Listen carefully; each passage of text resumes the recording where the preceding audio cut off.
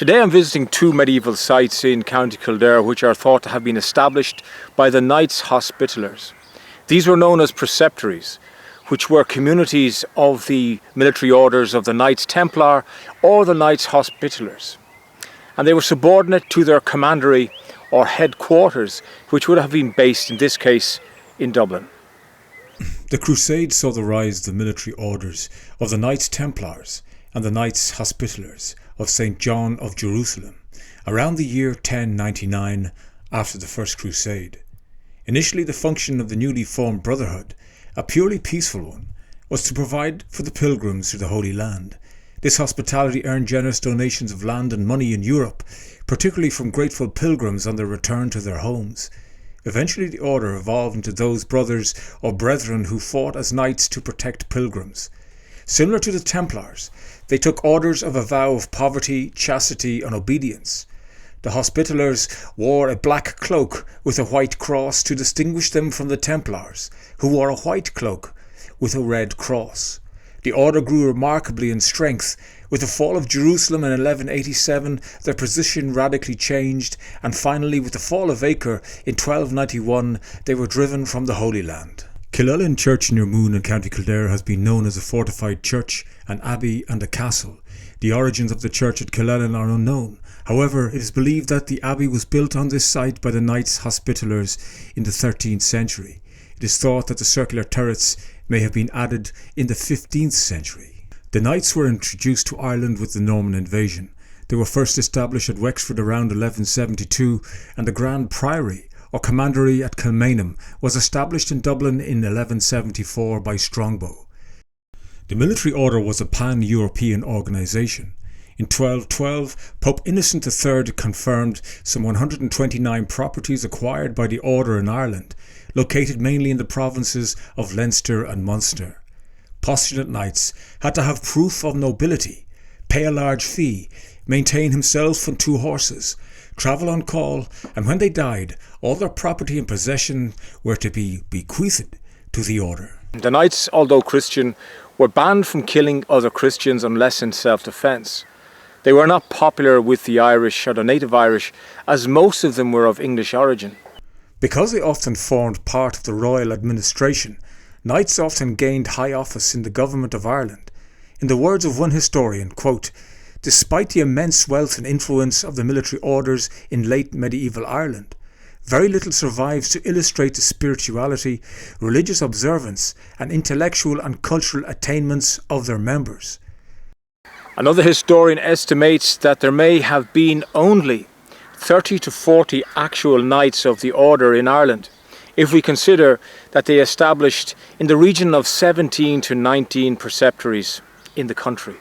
Nor, as he remarks, do we really know, quote, what motivated individuals to join the military orders and what provided them with spiritual sustenance and inspiration as they pursued their vocations as celibate knights and monk warriors. So here in the County Kildare countryside, you can see where one historian puts forward a theory that the knights were simple agriculturalists who raised livestock, grew crops and sold them on the market, and this is how the knights became rich and powerful in this country. The church and lands of Kilteel were in possession of the Knights Hospitallers before 1212, but it is unclear when the preceptory was built. No foundation charter or original grant of land survives. One historian described the preceptory as founded by Maurice Fitzgerald, who died in 1257, while another suggested it may have been founded by his father, Gerard Fitzmaurice, who died in 1204. Gerard was one of the original leaders of the Norman invasion, and I have covered his nearby Martin Bailey fortification in another video. A substantial tower house was built to strengthen or replace earlier defences in the 15th century. This rectangular 5-storied structure contains 4 floor levels above a barrel vaulted basement, with a second vault on the 4th floor level. It is adjoined to the southwest by a gatehouse which was originally adjoined to a bawn. In 1355, Edward III issued letters requiring those appointed for the defence of the marches to Dublin to take up their duties in the wards of Kilteel, Rathmore and Ballymore, noting, quote, depredations and burnings of O'Byrne and his accomplices. An Act of 1488 setting out the boundaries of, quote, the four obedient shires of Louth, Meath, Dublin and Kildare described the Pale boundary as passing through Kilteel and Rathmore. An Act of 1494 required a boundary to consist of, quote, a double ditch of 6 feet high above the ground at one side, or part which mireth next unto Irishmen. So we're almost in a buffer zone between the rule of the Irish and the rule of the English. Behind my shoulder you can see the Wicklow Mountains. That was the rule of the native Irish clans like the O'Tooles and the O'Byrnes. Behind the camera, and 30 kilometres in that direction, is Dublin City. Kilteel lies 15 kilometres away. This area was on the specific route of the pilgrim route up to the monastery of Glendalough, where pilgrims would go to pay devotion to the likes of St. Kevin, or perhaps to learn in the monastery of Glendalough, which was very, very famous at this time. The only question was, the Hospitallers would have had a great interest in offering hospitality and also protection. But the Irish were already Christian. Gerald of Wales, who chronicled the Norman invasion, wrote in 1188, "This people then is truly barbarous, being only barbarous in their dress, but suffering their hair and beards to grow enormously in an uncouth manner. Indeed, all their habits are barbarisms." According to one historian, the priors were not acting as Hospitallers, but as royal officers.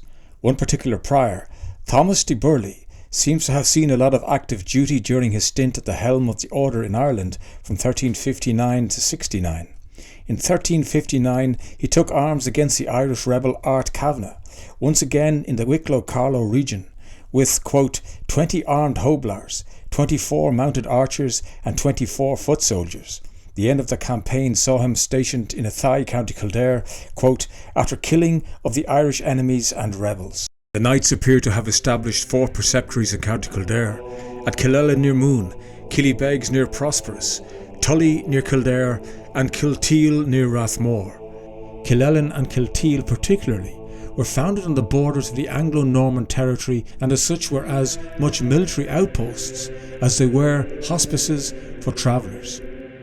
The last prior of the Knights Hospitallers in Ireland, based in the commandery of Kilmainham, was Sir John Rawson, appointed in 1511. With the advent of the suppression of the monasteries and religious houses, Rawson began to let hospitaller territories at low rents and on long leases with pension obligations for the brethren. Rawson negotiated the surrender of Kilmainham and the properties of the order in 1540. In reality, this was the end of the order in Ireland, although titular priors were appointed right up until the mid-19th century.